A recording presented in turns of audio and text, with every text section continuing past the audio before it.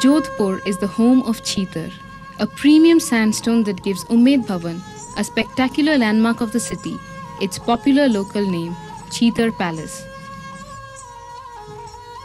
Sandstone has lent beauty and longevity to much of the historical architecture in Rajasthan.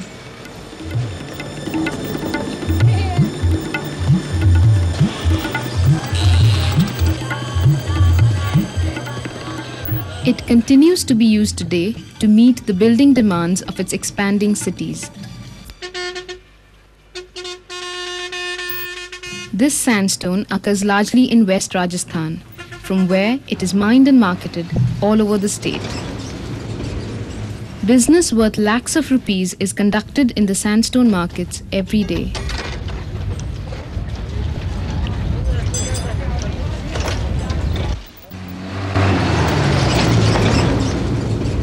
Recent figures show that the state earns a revenue of 6 crore rupees every year from sandstone, and the total turnover of the industry amounts to nearly 30 crores a year.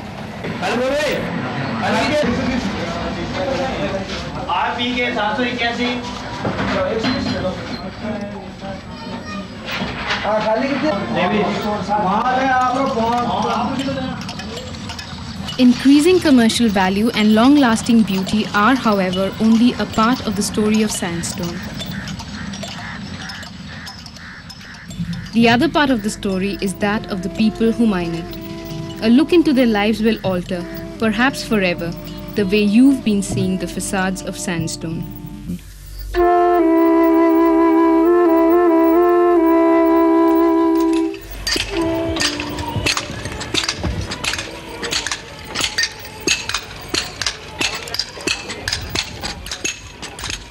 Mining of sandstone is a traditional occupation. There are many families who've been working in these mines for generations. Today, the increasing scale of mining allows more and more people to find work here. In fact, over 1/10 of Rajasthan's labor force is sandstone workers. The stone is sold in the form of blocks and slabs of varying sizes.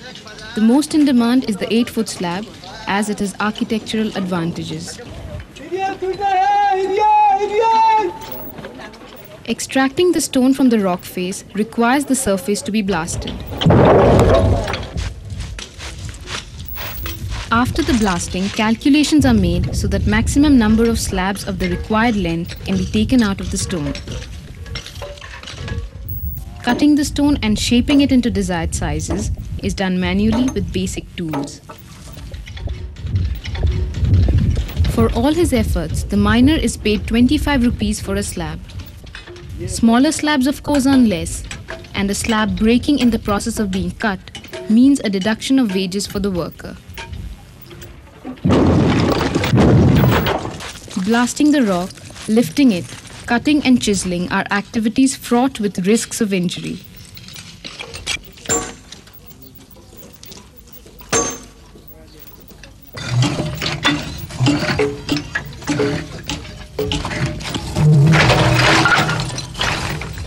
Sukhram is a miner who suffered an injury at the mines. When I was filling gunpowder to blast the rock, the fuse went off accidentally. Both my brothers and I got hurt in the blast. We were taken to the hospital, but none of us have recovered fully. I can't cut slabs anymore. All I can do is clear rubble. After the accident, my left arm has become very weak. I can't see properly because of the blast. I get chest pain very often.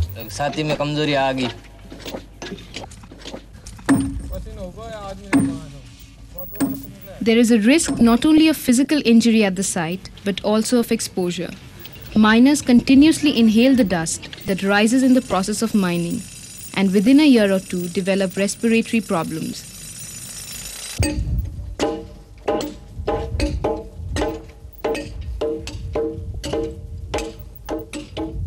The dust, unfortunately, is accepted as a necessary evil in this occupation, and the miners are resigned to suffering from it. The gravity of their illnesses surfaced only recently when an inquiry into the premature deaths of some sandstone miners in a village near Gagadi was conducted by a local voluntary organization. तो हमने देखा कि वहाँ पर 40 से 50 वर्ष की महिलाएं. We met a lot of widows between the ages of 40 and 50 years. The figures showed that around 80% of the women in the village were widows. They told us that their husbands used to go to the sandstone mines to work and after a time fell ill. They never recovered even if they took treatment and they died. और लौट कर आते हैं तो उनका कितना ही इलाज कराओ वो ठीक नहीं होते और ख़त्म हो जाते हैं. हमने जब इस समस्या पर सोचना शुरू किया तो हमको लगा कि When our group discussed the problem, we thought that perhaps the miners were contracting TB. But when we referred a few cases to specialists, the disease was diagnosed as silicosis, which has no cure. और silicosis का कोई इलाज नहीं है. My husband used to work in the mines. It's 4 years since he died. He worked in the mines for about 15 or 16 years. Then he fell ill. The examination of the radiological reports of affected miners showed that more than 50% belonged to the age group of 30 and above, and that they suffered from multiple lung diseases along with silicosis. The findings of this survey moved many concerned citizens, lawyers, doctors and social activists to come together and form the Mine Labour Protection Campaign. On the one side, we want to identify the problems of the mine workers. On the other side, we want that whatever is provided in the administrative, executive and legal frame, they should definitely be given to these mine workers as relief. MLPC's emphasis is to focus the attention of the government on the working conditions in the mines, especially the premature deaths of miners due to silicosis. Dr. Chauhan, what causes silicosis and how does it affect the lungs? As a matter of fact, this is due to the inhalation of the silica content which is present in the sand particles, dust particles, which are inhaled in the lungs, and then the pathological phenomena starts in the remotest area of the lung, which is known as the alveoli. When silica is inhaled, the body's autoimmune system is activated. That is, antibodies attack these deposits. This reaction leaves nodule-like eruptions in the lungs, which hinder respiration. Once the process begins, it is irreversible, and the patient continues to deteriorate even after he is no longer exposed to the silica dust. He dies as a result of it. And these are some cavities, because this has been a case of silicotuberculosis. Silicosis plus tuberculosis. And silicosis is very prone to get infection of tuberculosis. And now he is suffering both these diseases.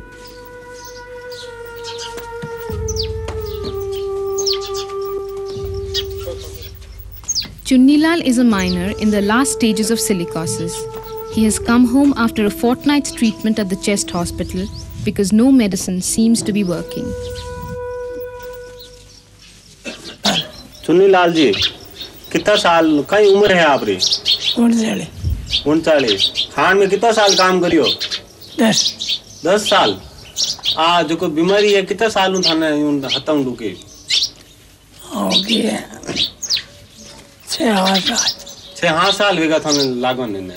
With Chunnilal bedridden, his family is devastated. They have spent nearly 5,000 rupees of borrowed money on his treatment, and his 13-year-old son had no choice but to start working in the mines. आप बेटो कहीं काम करे? Quality हम जावे 18 हो गए. कहीं उम्र है उन्हीं? 73 साल. तो उन्हें खान में क्यों भेजो? दूसरों पर कोई काम नहीं बताया उन्हें? पेट पर भी.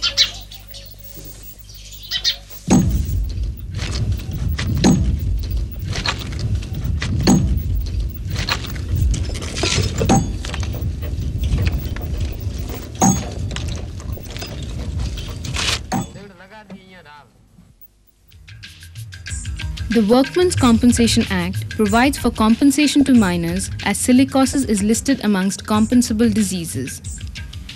The state government too has made a specific legislation called the Rajasthan Silicosis Rules, which were framed as early as 1955. These rules not only provide for compensation, but also stipulate medical checkup for workers, regular inspection of the mines, and fining errant mine owners. Despite the laws, miners continue to suffer from the dust at the mines.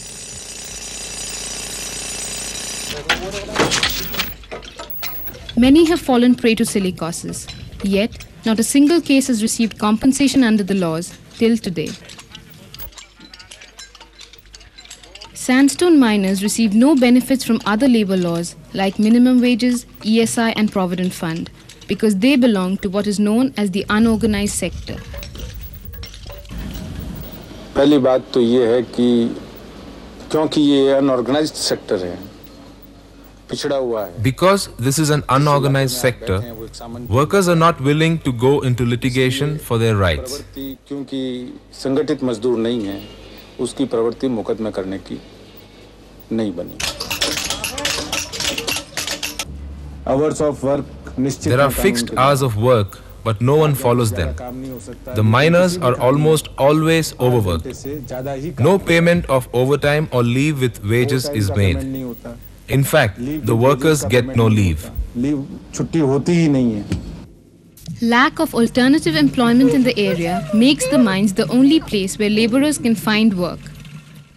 Though agriculture is their main occupation, semi-arid conditions make it impossible for cultivation beyond 2 to 3 months in a year. In the other 8 months, these people are seen working in the sandstone mines.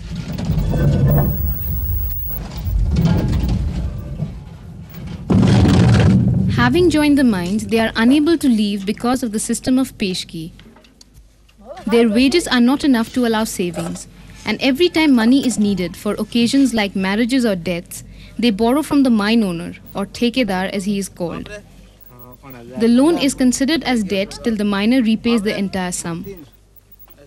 In the meantime, the thekedar continues to deduct 3 to 5 rupees per slab as interest on the loan. Thekedars think that with every new loan, the miner becomes more and more dependent on him and cannot leave the mines. That is why he gives the money. There are so many rituals in our society. Whenever there is a death in the house, money is needed for the ceremonies. There are some parents who ask their sons to pay for their own marriages.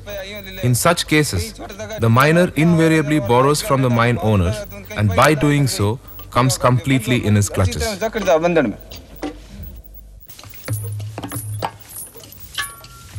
Mine workers are rarely provided any facilities at the mines.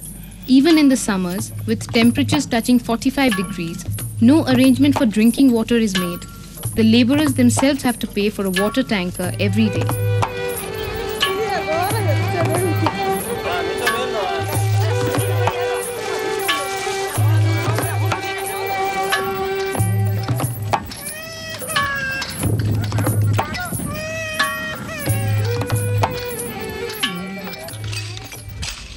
The thekedars do not accept any responsibility for the working conditions or the safety of the miners. The workers rely on their rough and ready methods to tend to minor injuries. But in the case of serious accidents, they are helpless.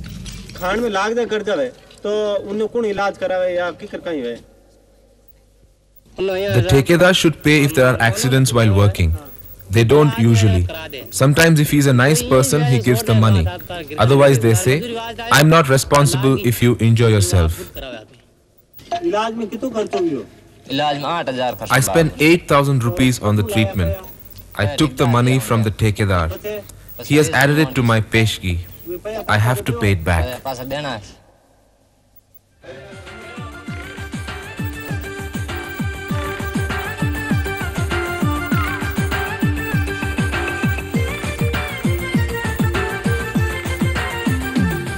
Already struggling under debt, most miners aggravate their financial problems by drinking.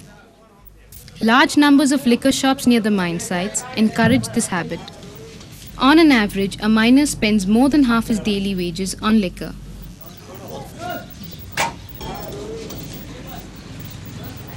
कितना लोग हैं जो शराब पिए? शराब पिए आप 75 लोग 75 out of every 100 workers drink. A bottle of liquor comes for 50 rupees. People drink because they think it will wash away all the dust inhaled during the day and prevent the lungs from getting affected. Sometimes worries about work and how to pay off debts lead miners to drink. It relieves them of their tensions.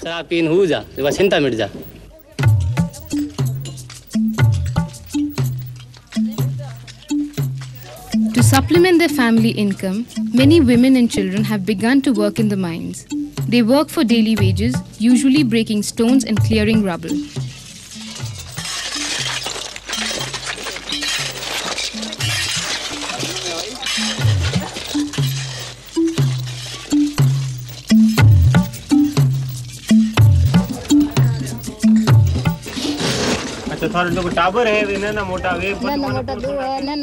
I have 3 children. I carry the baby with me to the mines. The others I leave at home.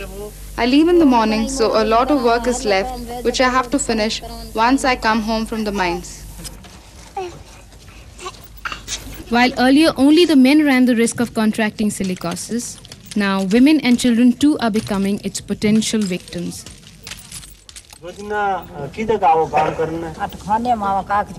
I work here in the mines breaking stones and clearing rubble. Sometime earlier, I did road construction work during the famine relief scheme. But now I work in the mines with all these women.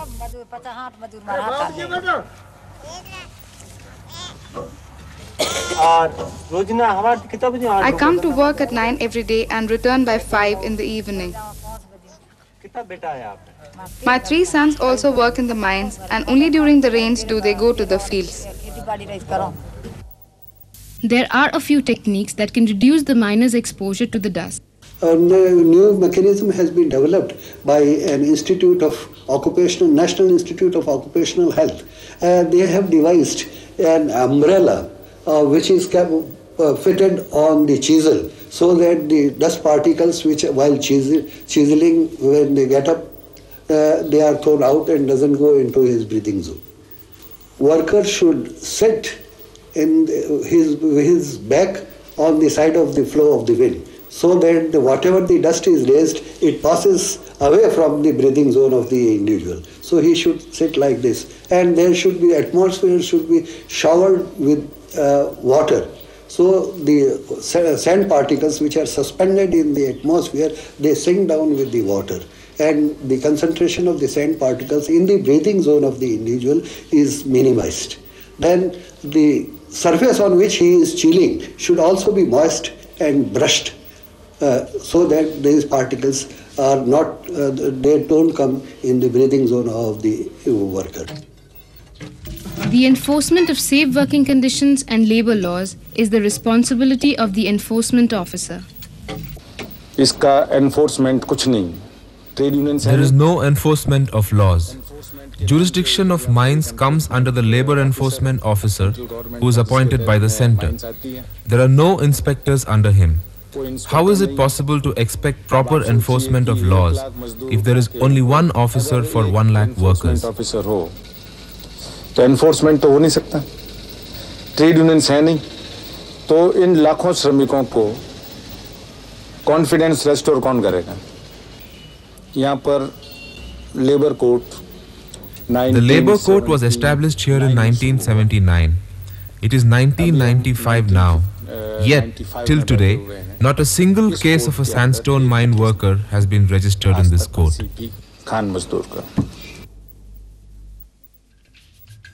Mines and minerals are subjects included in the central list, which allows only the parliament to legislate on them. The states, however, by the Minor Minerals Concession Act of 1986, got the right to legislate on minor minerals, which includes sandstone. But mine labor continues to be a central subject. Shifting the subject of mine labor to the state list is, in fact, one of the demands made by the MLPC. If we don't really press the government, whatever provisions which we have, they are not going to be, effectively implemented. So it has really created an atmosphere in the state and elsewhere. As a matter of fact, MLPC is the first in the country to have taken this kind of initiative. we gave a notice for demand of justice to the government that for the last 40 years, these rules are in existence, but they are dead because they have not been put to use. And then we filed a writ petition in the High Court, a notification issued by the Labor Department under the orders of the governor, and they have created one medical board, and which will do three things. First, it will examine, then it will give the report with regard to silicosis, and then it will give the medical certificate. This is the only one committee which can be framed under these rules. And now virtually we have won the case because they have constituted, but we have not won the case because it is not possible for all the states labor suffering from the silicosis to go to Jaipur and obtain the certificate.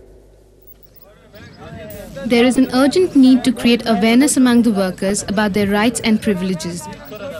And the efforts of only the MLPC is not enough. Much more needs to be done, especially by the centre and the state. Law in books must become law in action if the workers are to receive what is legally due to them. But the governments are yet to make a sincere move. Within 15 days of the shooting of this film, Chunnilal expired.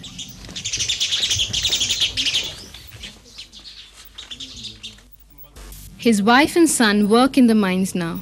They know that they are entering the familiar cycle of exploitation, illness and early death. But they have no choice.